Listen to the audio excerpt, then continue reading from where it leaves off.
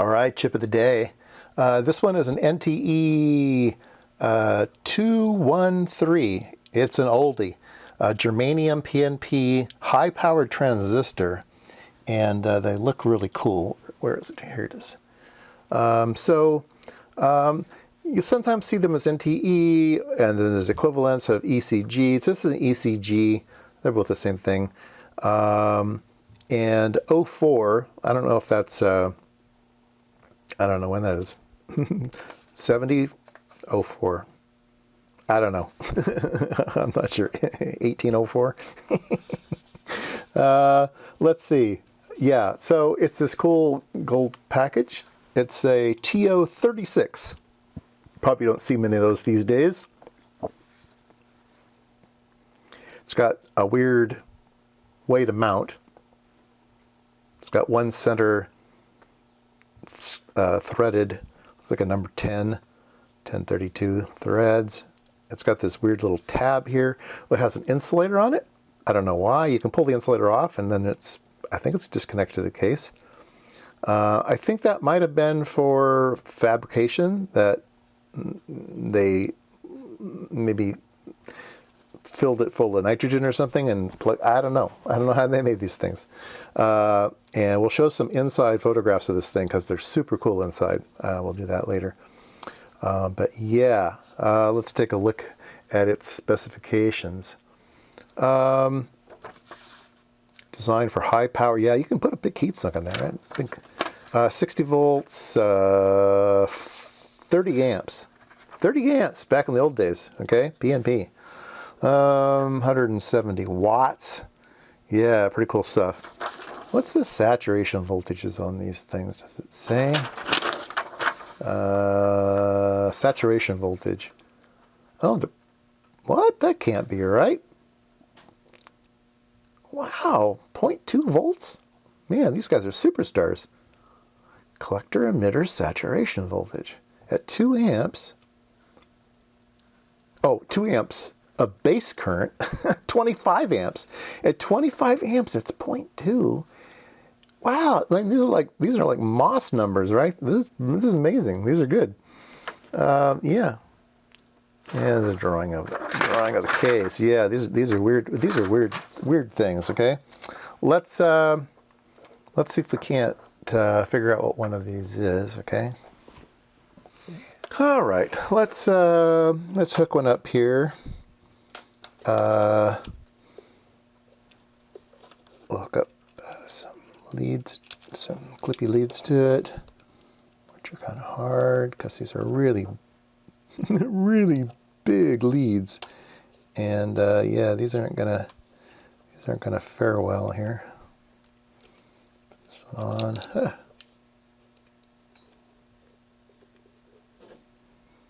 And put one down here. There we go. All right, let's turn this on. There we go. PNP transistor, HFE of 193. Yeah. Base emitter, 61 millivolts. Yeah, these are pretty strange devices. So let's put one on the curve tracer for sure. Okay, so using this box here, I figured out what the pinout here. It's emitter-based collector. So I'm going to use my test fixture here. Let's see. This is the emitter, and this is the base. Oops, base. And this is the collector. So we'll take this over to the curve tracer. All right, let me put it on here. Be on the left-hand side. And get my curve tracer to settle down. There we go. And all right, let's give it some juice here. Let's see here. We want to be PNP, and PNP is going to be upside down, so we hit the invert button. So there we go. Yep, it's acting like a PNP. And we need some more room up front. Yeah, there we go. Oh, okay. Well, look at that. Let's go down here. Okay, so this is 1 amp, 1.5 amps. So that's an amp and a half. And let's see, 1, 2, 3, it's 5 amps full scale. So let's increase it here a bit. So this is 2.5 amps, up that away. So yeah, it's doing its thing. And beta, yeah, beta is high. It's 250 per division, so we're looking at about almost a division, so that's pretty good. Yeah, that's a pretty nice part. Go get some more juice out of him. Let's see here. 1 amp per division. Let's boost him up here in this away. We need some more current. All right. And so 5 amp. This is 5 amps. Yeah. Looks pretty nice. Looks pretty nice. Starting to get some heating. I don't have a heat sink on it. Oh, better take it down before it blows up. So yeah, it's starting to heat up. But yeah, it's a nice PNP.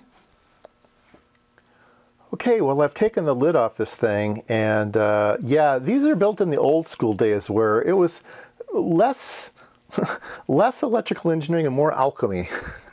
And yeah, so the alchemy was that you took materials and then you put them in ovens and heated them up, and then you exposed them to different chemicals like boron and things, and you would create electron carriers and holes and stuff with these metallic reactions. One metal against another metal, there would be extra electrons or fewer electrons, and you'd build junctions, and you would figure out how you do this, like baking cookies. You would figure out how to do all of that, and then you say, okay, well, now we need to figure out packages, and then you'd figure out how the package worked, and could you actually manufacture these things while in the package? I have a suspicion that these transistors are kind of made half outside the package and then kind of baked inside the package. And so the final steps, I think, were kind of inside the package, and you just, yeah, like I said, it's kind of alchemy that you got these things to work. So yeah, it's kind of nice inside. Okay, well, that was Chip of the Day, an NTE 213 or an ECG 213.